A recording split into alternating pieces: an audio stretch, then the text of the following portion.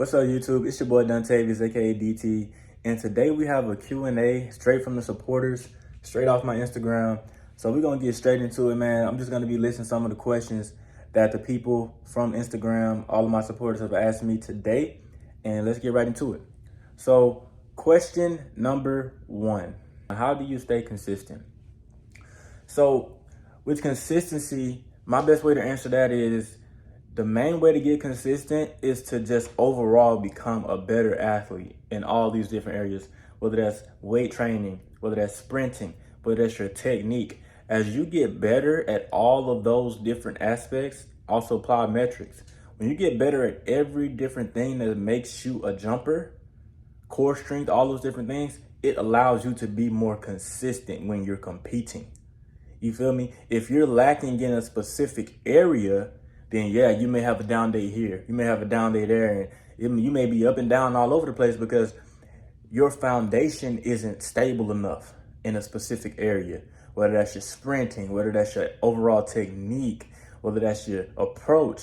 If you haven't trained enough to be good at these areas individually and have a certain level at these levels, at these areas, it's going to be hard for you to stay consistent. So that's the best way I can answer that one. That's how you stay consistent. Question number 2, when did you start high jump?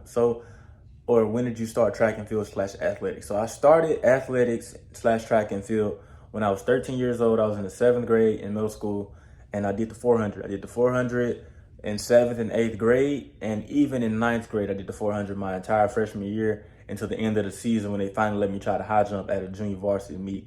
So started track and field at 13 years old, and I started doing high jump when I was 15 years old. So yeah, that's how I got my start. The reason why I started doing the event was because of my older brother, who was 1 year older than me, who started doing the high jump when he was in the 9th grade, made it to the state championship and everything. So I went to the state championship that year, and I got to watch him jump, and I was just like, okay, the state championship is the pinnacle of all success.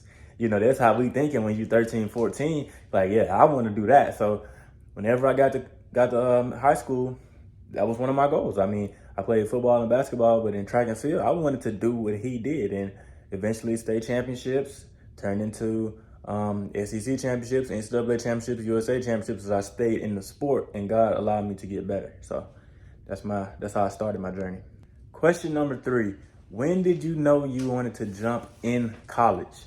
So I'm be honest, I didn't even know I could make it to college in the high jump. I didn't know what they looked like. The only thing we ever knew was what it looked like to make it in football. We didn't even really know about basketball.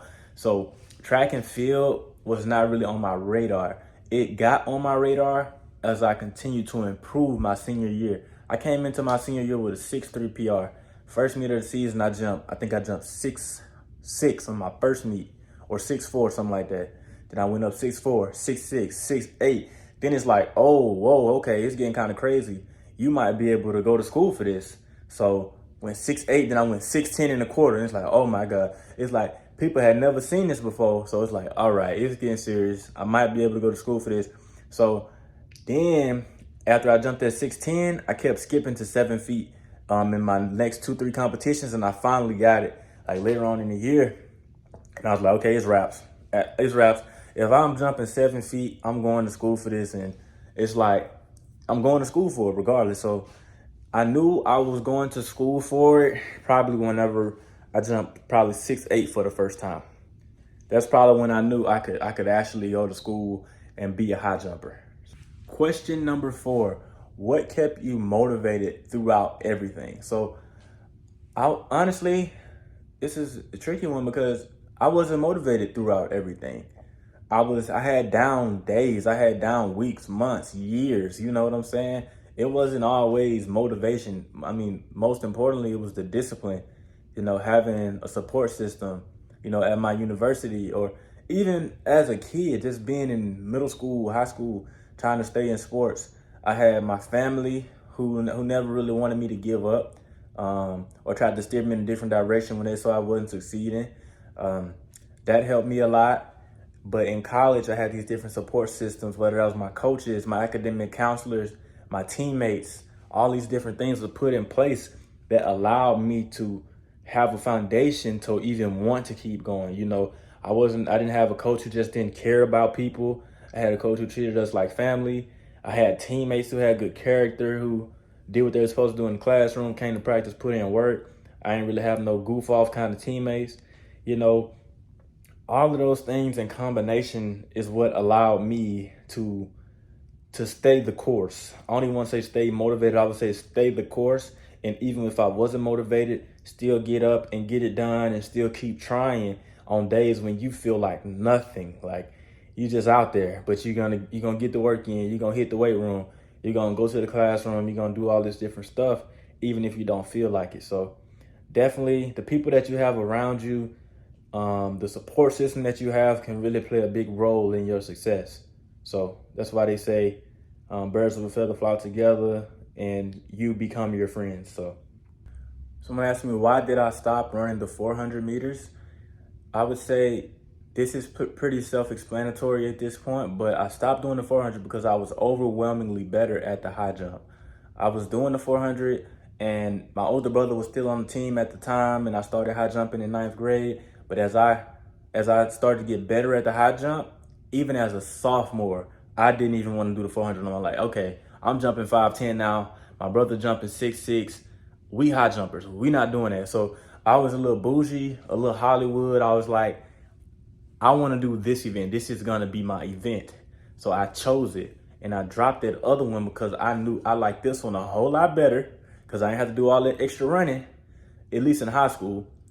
We thought all we had to do was jump. So I didn't do all the extra running. And I got to hang around my brothers and stuff. We had it easier. It was a little bougie / Hollywood kind of thing when I was a kid, you know. So I stopped doing it because I was so much better at the high jump, and the high jump was a different type of running, a different type of workout than what a 400-meter runner has to do. That's probably one of the toughest events to run. So just imagine the difference between training as a high jumper versus training as a 400-meter runner. But when I got to college, I soon learned you got to run too. Even if you were a jumper, you got to run, you got to lift, you got to do all these other extra things that I didn't even know I had to do from back when I was 15, 16, 17 years old. From then when I got to college, like I said, 18 to 22, 23, man, it was a whole different ball game. And I was out there running, I was out there tired, but you know, I mean, it paid off in the long run. So that's all that really matters. So like I said, that's why I stopped doing the 400-meter. It was my favorite event. It's still my favorite event to watch to this day, above the high jump. I like to watch the 400-meter because it has a special place in my heart. I started doing the 400 was the first thing I ever did in track and field. So that's my favorite race to watch. It's so electric. All right, next up is, what do you do in the off season to get better? So the main thing I focused on in the off season, just over my years at Auburn, was really strength. You know what I'm saying? Endurance and strength. The off season is the time where you're gonna have the most opportunity to lift heavier weight, or build up to lifting heavier weight, so you can actually get a stronger body, where you can do some of your longer sprints and get more endurance in your body, and you're building your body up to prepare for competition during in season. You know what I'm saying? So off season, for me, in my opinion, and from my experience, is a time to get very strong, to get in shape, to get general strength strong in your core and your smaller muscles, you know what I'm saying? Your feet, all that kind of stuff, and building that endurance. Getting strong, building that endurance. So if you're in your off season, definitely don't just try to jump all day long in your off season. In your off season, there needs to be a point where you're strictly focused on getting stronger, developing your muscles, becoming an overall better athlete, so that when you get to the season, then you can jump. You know what I'm saying? Have I dealt with knee pain or any knee problems throughout my career? So yes, when I was in high school, when I was growing, I definitely experienced some knee pain because my body just wasn't as strong. And even early on in my collegiate career, I would experience different knee pains and things. And just from my own personal experience, I have come to the conclusion that knee pain comes from just strictly being weak. I'm either too weak to do the amount of jumping or volume that I've been doing, or I'm just overall doing too much of it. I'm overusing my knee, overusing my leg, doing too much jumping, and or jumping with improper technique. Those are the top 3 things from experience that I've learned that are causing me to have any kind of problem. Overusing it, doing it improperly, or just being too weak to even be trying to perform that movement. So those are the things that I make sure I'm checking. Am I doing it too much? Am I doing it right? And am I even strong enough to even be trying to do it in this way? So usually whenever I check off all 3 of those boxes, I'm usually pretty healthy. Everything's really clicking for me.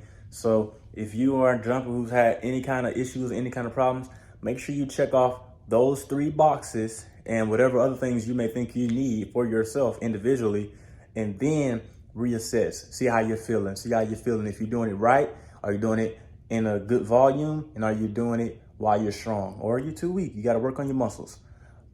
So those are things to work on and check on.